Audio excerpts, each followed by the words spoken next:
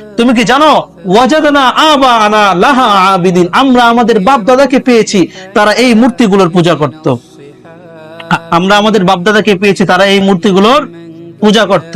ইসলাম এখান থেকে শিক্ষা দেয়, বাপ দাদার কোন আমল যদি ইসলামের সাথে না মিলে সেই আমল করা যাবে না, বরং ইসলামী শরীয়ত যেই আমলের কথা বলে সেই আমলই আমাদের জন্য গ্রহণযোগ্য। যদি বাপ দাদার কর্ম অনুযায়ী আমল আমাদের জন্য গ্রহণযোগ্যই হতো, তাহলে ইব্রাহিম আলাইহিস সালাম তার বাপ দাদা যে মূর্তি পূজা করত সেই মূর্তি পূজার বিরোধিতায় যাইতেন না। শুধু ইব্রাহিম আলাইহিস সালাম কেন, আমাদের নবী মুহাম্মদুর রাসূলুল্লাহ সাল্লাল্লাহু আলাইহি ওয়াসাল্লাম যখন ওনার জন্ম হয় তখন কাবার ভিতরে 365টা মূর্তি ছিল, কিন্তু তিনি কি মূর্তি পূজা করেছেন? এরকম কোন বর্ণনা পাওয়া যায় না যে নবীজি সাল্লাল্লাহু আলাইহি ওয়াসাল্লাম কখনো কোন মূর্তির পূজা করেছেন।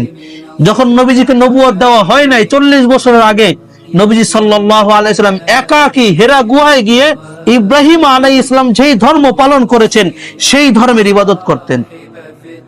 অর্থাৎ আমাদের বাপ দাদাকে আমরা যেই ধর্মের উপর পাইলাম, যে আকীদা বিশ্বাসের উপর পাইলাম, এটা যদি ইসলামী শরীয়তের সাথে সংঘর্ষপূর্ণ হয় তাহলে ইসলামী শরীয়তকে গ্রহণ করতে হবে এবং ওটাকে বাতিল করতে হবে।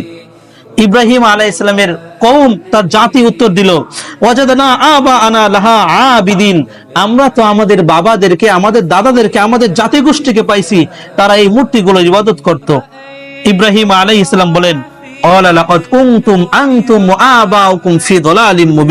হে আমার বাবা, আপনি এবং আমার পুরো জাতি তারা গুমরাহির মধ্যে, ফি দলালিন মুবিন, সুস্পষ্ট গুমরাহির মধ্যে আছেন।